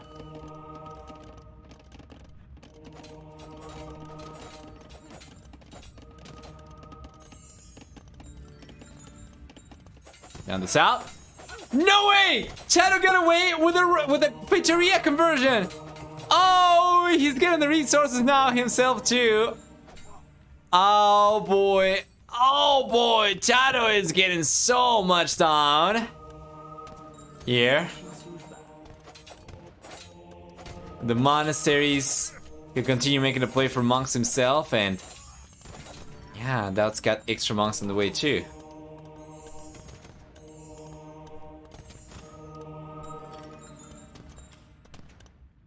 Yeah, we're probably gonna see yet another Factoria come up, right? Let's check.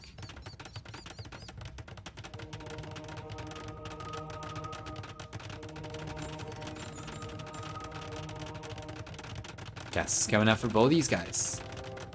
We have a castle raise, but 2 trebuchets though from Mr. DauT. And this castle is coming up in flames from TaToH. DauT should be getting the castle up. Shouldn't be coming in at too many losses. DauT's gotta pay attention over here though. He's not. That's a lot of villages going down. DauT! Well, the castle's going down eventually, but he does end up taking all the villagers down over here, the vast majority of these.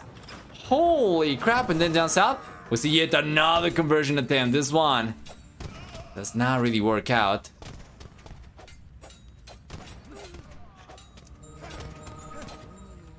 And then TaToH just continues going for the extra TCs on the right hand side. Yo, Seahorse Gallop! Thanks so much. What shortcut? Do you mean Dan? Thanks so much, Seahorse Gallop, for the restart. Can't watch now, I need to watch from the start. Just popped into sub. It's very much appreciated with Prime Gaming as well. Comes at no extra expense to you. Still get the Bezos box, so I'll take it. 28 months. Awesome.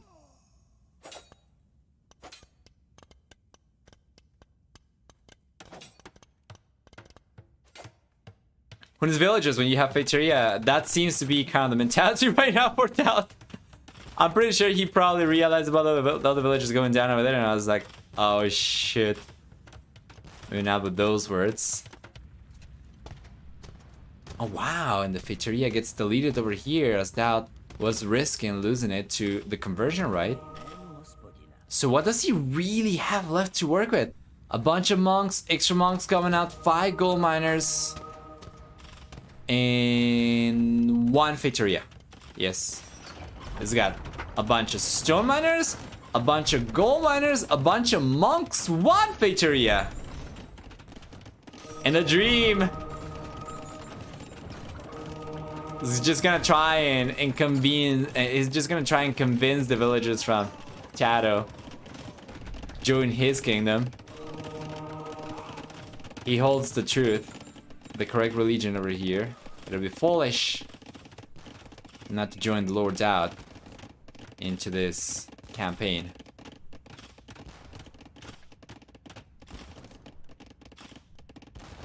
"25 workers at 35, but still not over." Yeah. Looking pretty good. And TaToH. TaToH will end up pushing DauT away from his starting base. DauT kind of needs to play the nomad game that TaToH's been playing so far and bring the villagers elsewhere, right? So he's got the monks over here providing defenses, and he's just going to pull the villagers up to the north. At this point, DauT is left on no DCs whatsoever. He's got 3 gold miners, 8 stone miners. Like, honestly, not really a whole lot of villagers to even go for castles with up to the 2 villager count, and yeah, 15 of those are working right now. He could realistically only go for castles with 7 villagers at a time, and TaToH just continue to expand elsewhere, right?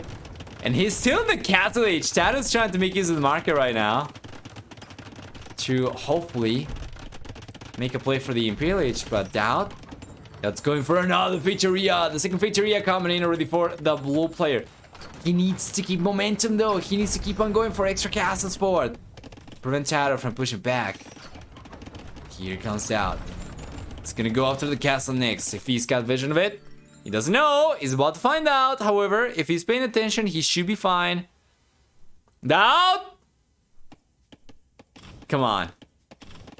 Yeah, there we go. Realizes one of the monks goes down. 2 of the monks go down. Here come the trebuchets. 3 trebs is gonna be fine. Down the south.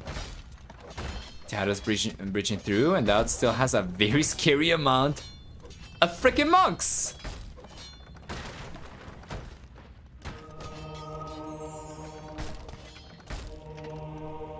Yeah, DauT a lot more monks than villagers right now. He's got a light cavalry upgrade coming up as well. Yes, at this point it's gonna be good against monks, right? And there's got some light cavalry coming up too. He's trying to mass these up. And DauT's got sanctity only now coming up. Castle up in the north. It's going down.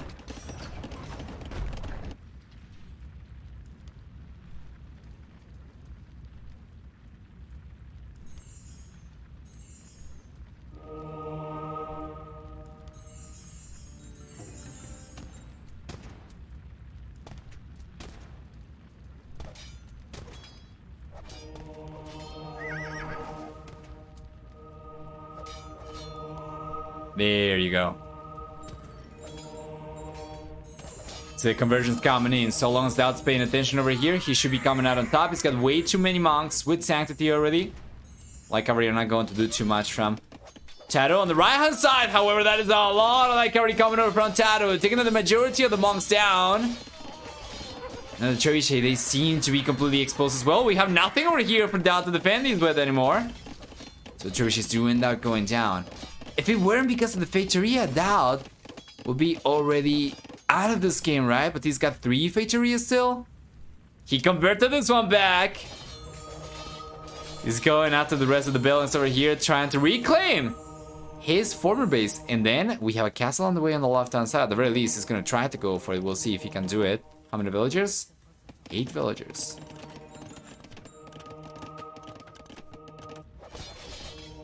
What a messy game. This must be the messiest game that I have seen in a while. And even if many of the monks do end up going down for DauT, if he can still get away with converting these tables, he should be fine, and he's gonna try to go for it. And if he plays the cards right, should be able to retarget over here. If he's trying to convert the building and then he retargets, he's going to have much greater chances of getting the conversion, but it's not gonna be the case. And DauT's not paying attention, and just like we saw on the right hand side, it's gonna get cleaned up over here, and it's just going to take 1 light cavalry to get so many monks down. Population of DauT is so heavily reliant on monks right now for actual units that he cannot really afford to take these losses. He cannot really afford to stop looking at his monks 24/7.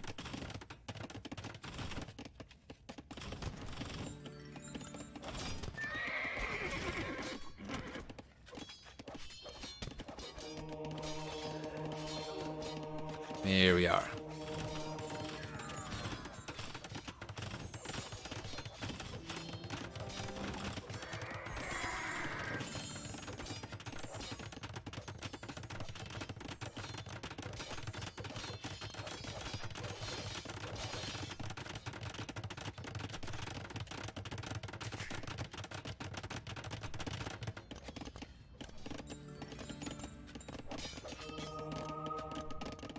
Fantastic. That's getting some rates going himself right now for a change. The Feitoria getting converted again. Yes, good catch, good catch. Turn red over here. And TaToH is under actually a lot of pressure from DauT still. Unbelievable. How is this game still going? We have a bunch of monks coming over from DauT. Once again, he's got the light cavalry. 135 population. TaToH is going to get to 200 population very soon. It's going to be real population, however. Except for the 20 that he got from this Feitoria. I think it's going to be very soon 180 or so actual units for TaToH and DauT. DauT is going to end up pushing TaToH away from here, but once again, the red player is everywhere around the map, not just in one place. DauT, yeah, it'd be nice for him to get a TC, I'll give it that much, yes. It's got resources to go for it, for sure. The release just with 1-2 villagers, it would be worth going for. Now it's got 3 Feitorias. Now I would have expected DauT to try and go and take the villagers down, right? Yeah, he didn't do it. We'll see a conversion coming up on the Feitoria once again. Now DauT's going for Cavaliers, got double stable production. We are 50 minutes into the game almost, and we had double stable production. It's just not strong enough. And the Feitoria does not get converted back. The Knights over here do not possess the strength to push against all light cavalry on their own. Once we get the Cavalier, that could probably change, but he'll still need to go for chain Barden armor. Play Barden armor even.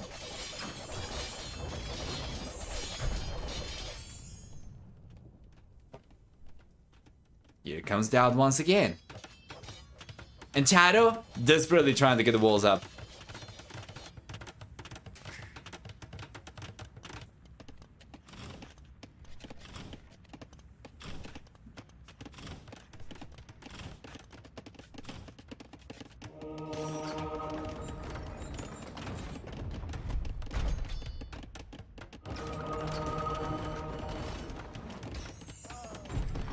Here we go. TaToH once again trying to get to a good amount of light cavalry. And DauT is probably going to end up losing monks over here. And he does. Yes. That's not getting pushed away. Pikeman will push the light cavalry away. We're gonna see a trebuchet going down once again. DauT, you gotta appreciate the effort, right? He's kept on trying for sure. He's got the Etanalma Feitoria coming out with 2 villagers. So it's gonna be 4 Feitorias over here for DauT already. Could not convert this one. Yeah, but he's gotten 4 Feitorias up himself once again. He's gonna continue pushing right now. He's got the Cavalier coming up. Probably want to go for a few darts. And DauT's been hanging from a thread for the last half an hour or so.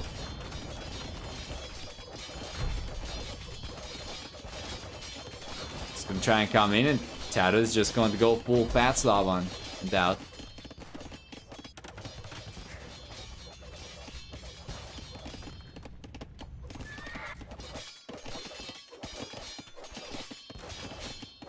Here comes DauT. Once again, he's gonna try and breach through. There is no way. There is absolutely no way DauT manages to take this one, right? You know, if you take a look at the map presence, you could say that it's probably like 50-50 because TaToH's got the right corner. He's got some presence on the left corner as well. And then he's got some presence in the south, but then DauT's got the center and he's got the north. Maybe more like 55-45, still favoring TaToH perhaps. But now that he's got into the Imperial Age and we'll see him go for bombard cannons, this shouldn't be the case for much longer. DauT was banking on the fact that he was the only player with access to strong siege up until TaToH got to the Imperial Age himself, and now with access to bombard cannons, trebuchets, TaToH is gonna start taking the Fetorias down. It's gonna start taking the castle down. I don't see anything for DauT to really do against this too much, right? It's got some Cavalier on the way. His economy is still not strong enough for him to get to a good amount of units.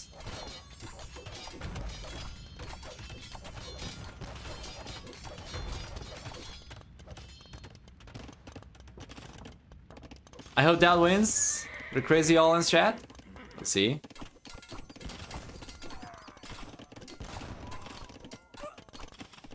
TaToH's getting Wagenberg tactics right now. This will give him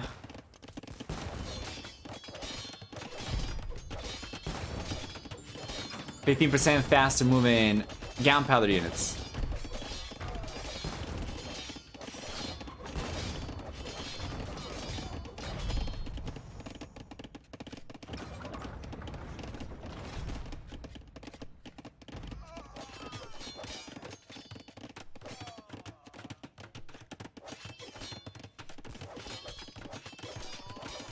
There we are.